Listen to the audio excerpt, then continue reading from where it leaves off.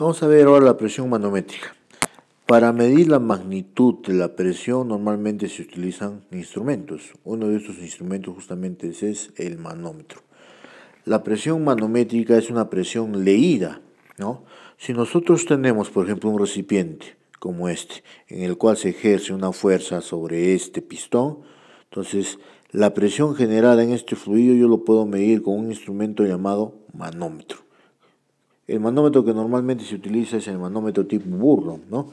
Que básicamente esta presión ingresa, el fluido a presión ingresa por este ducto y este fuelle se va a deflectar debido a la presión. Acá hay un mecanismo de engranajes y una aguja de tal manera que en función a la presión se va a estar midiendo, en función a la presión en el fluido se va a estar midiendo en una escala adecuada en el manómetro, ¿no? Ahora, indudablemente el manómetro lee las presiones sobre la presión atmosférica.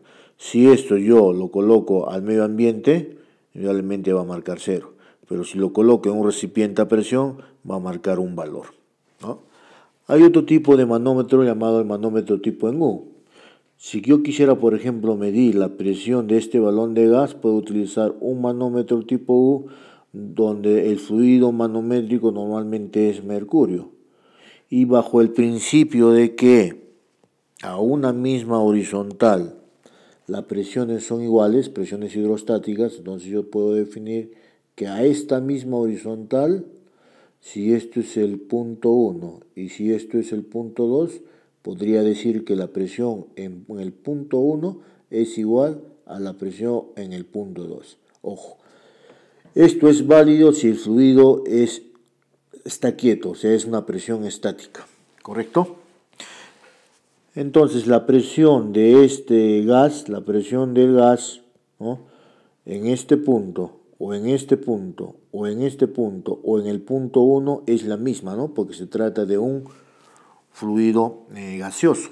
Por lo tanto, la presión del gas yo lo puedo medir en el punto 1 o también lo podría medir en el punto 2, ¿no? Si yo quisiera medirlo en el punto 2, entonces, ¿qué podríamos plantear, ¿no? Que la presión en el punto 2 va a ser igual a una densidad por una gravedad por una altura. ¿De qué altura estamos hablando? De esta altura de columna, que en este caso esa altura va a ser igual a una cota de 21 centímetros menos 3 centímetros. Estoy hablando de, si acá yo tengo que es 3 y acá son 21, el H va a ser la diferencia, que vendría a ser 18 centímetros. Entonces, si yo reemplazo, el valor de la presión va a ser igual densidad 1000 kilogramos metro cúbico, gravedad, lo vamos a tomar a 10 metros segundo al cuadrado, y la altura en este caso expresada en metros sería 0,18. Eso me da un valor de 24.480 pascales, que si yo los convierto a bar me sale un valor de 0.245 bar. Entonces, con el manómetro tipo U yo puedo medir presiones de recipientes, ¿no? Básicamente lo que utilizamos es la ecuación de la presión hidrostática. Ahora expliquemos la presión de vacío. La presión de vacío es una presión menor a la atmosférica. Toda presión cuyo valor sea menor a la presión atmosférica del lugar se le denomina presión de vacío. ¿Cuál es el efecto de la presión de vacío? Supongamos que nosotros queremos tomar este vaso de gaseosa o de agua. Normalmente lo que hacemos uso de una cañita, y para que el agua pueda subir o la gaseosa pueda subir de un nivel inferior a un nivel superior en el cual se encuentra nuestra boca, indudablemente tendríamos que provocar que en nuestra boca se produzca un vacío, ¿correcto? Porque se sabe por la dinámica de los fluidos de que para que se mueva un fluido se tiene que generar un diferencial de presiones, y el fluido se va a mover desde una presión alta a una presión baja. Por lo tanto, si yo tengo en el punto 1 la presión atmosférica, ¿cuánto debería ser la presión en el interior de la boca de esta persona para que pueda fluir? Indudablemente tiene que ser menor que la presión 1, ¿correcto? De tal manera de que el fluido suba de una cota inferior a una cota superior. Este principio justamente es el principio de las bombas, ¿no? Una bomba se encarga de transportar un fluido de una cota inferior a una cota superior, y para que se produzca eso, la bomba tiene que ser un vacío, y aprovechando ese diferencial de presiones es posible mover un gran caudal de fluido. Ahora, la presión de vacío también hay que tener cuidado, ¿no? Normalmente un tanque tiene dos tipos de dispositivos de seguridad, ¿no? Si yo tengo un tanque, normalmente tiene dos tipos de dispositivos de seguridad. Hay una válvula llamada de seguridad también, cuya función es limitar la presión de alta, ¿no? Si este recipiente está diseñado a 10 bar, ¿qué pasa cuando la presión supera estos 10 bar? Para que no se destruya el tanque, acá hay una válvula de seguridad que se va a abrir cuando sobrepasa esa presión de operación. Pero también hay otra válvula llamada válvula rompevacío, cuya función es contraria a la seguridad, a la válvula de seguridad. Entonces, se va a abrir esta válvula de seguridad cuando en el interior de este recipiente haya presiones de vacío. Las dos son de cuidado. ¿Qué pasa, por ejemplo, si a este tanque, supongamos de que está bombeando agua del tanque hacia planta? ¿Correcto? ¿No? Lo que va a provocar que va a ir disminuyendo esta columna de fluido, ¿qué va a provocar dentro del tanque? Un vacío, ¿no? Si ese vacío no se equilibra constantemente, lo que va a provocar, por ejemplo, es de que se produzca tal magnitud de que este tanque se va a aplastar, se va a chupar, como quien dice, como lo que está ocurriendo en este cilindro, ¿no? Por efecto de este vacío que está provocando esta máquina, va a hacer que se aplaste. ¿Quién aplasta a este recipiente? Lo que está aplastando a este recipiente es la presión atmosférica externa, ¿no? Aplasta. ¿Por qué? Porque dentro del recipiente hay una presión más baja y fuera del recipiente hay una presión más alta. Lo aplasta. Entonces, ambas son de cuidado. Apenas se produzca una presión de vacío, esta válvula de aquí se abre, ¿no? La válvula rompe vacío.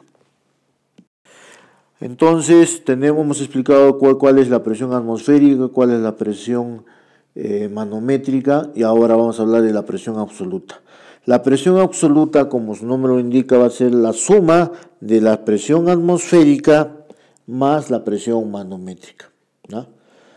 La presión manométrica puede tener dos valores. Cuando la presión manométrica es mayor que la presión atmosférica, se dice que es un valor positivo. Cuando la presión manométrica es menor que la presión atmosférica, se dice que tiene un valor negativo. ¿Correcto? Entonces, en el lenguaje matemático, acá debería ser estrictamente, puede ser más o puede ser menos. Entonces, si yo grafico estas presiones, entonces acá tengo la presión línea 0, 0 absoluto. Acá tengo la presión atmosférica, y si la presión manométrica es mayor que la presión atmosférica, yo tengo un valor de la presión manométrica. La suma de la presión atmosférica más la presión manométrica, que vendría a ser este vector, esto es la presión absoluta. ¿Correcto? Pero ¿qué pasa si la presión manométrica es menor que la presión atmosférica? Lo que ocurre es lo siguiente, ¿no? Acá voy a tener la presión atmosférica, y como la presión manométrica en este caso es negativa, entonces va a restarse a la presión manométrica, teniendo un valor de presión absoluta menor que la presión atmosférica. Ojo, hay que tener en cuenta que para definir una presión de vacío, primero debo de conocer cuál es la presión atmosférica del lugar, ¿no? Ejemplo, si a nivel del mar, en el caso de Moliendo, la presión atmosférica es 1 bar, si yo tengo el valor de la presión manométrica a 1,5 bar, sería una presión positiva, ¿correcto? Pero si yo tendría un valor de 0,5 bar, entonces 0,5 bar es menor que 1 bar, por lo tanto sería una presión negativa. Pero ¿qué pasa, por ejemplo, en Cusco, cuya presión atmosférica es de, por dar una cifra, de 0,9 bar? Y yo tengo una presión manométrica de 0,95 bar. Pregunta, ¿0,95 sería una presión de vacío o una presión manométrica por encima de la presión atmosférica?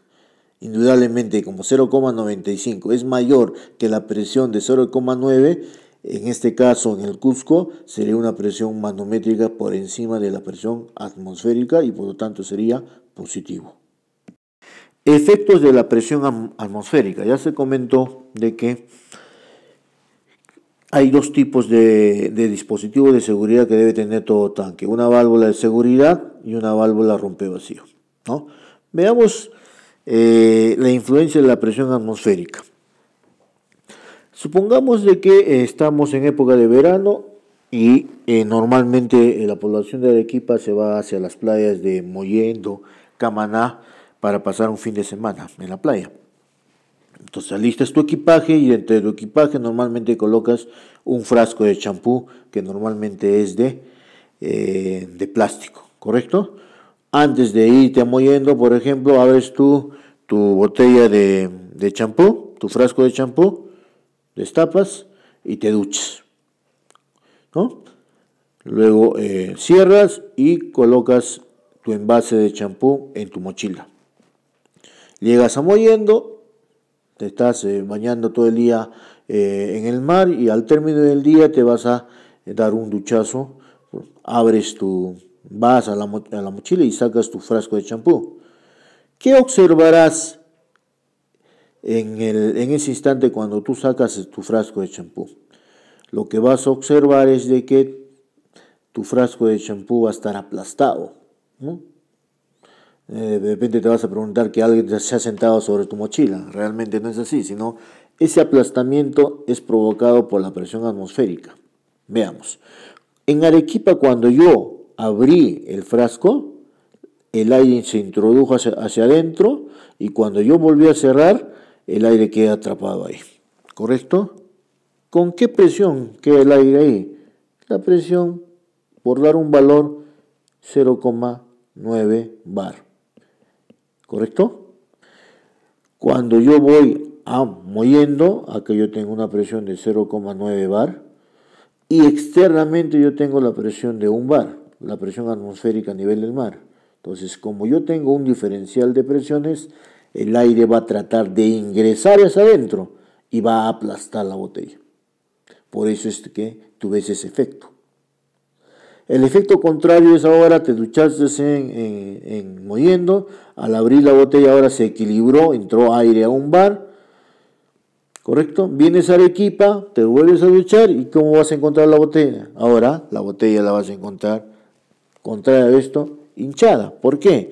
Porque la presión acá adentro voy a tener 1 bar, ¿no? Y externamente la presión ahora ¿cuánto es? Ya no es 1 bar, sino en Arequipa es 0,9 bar.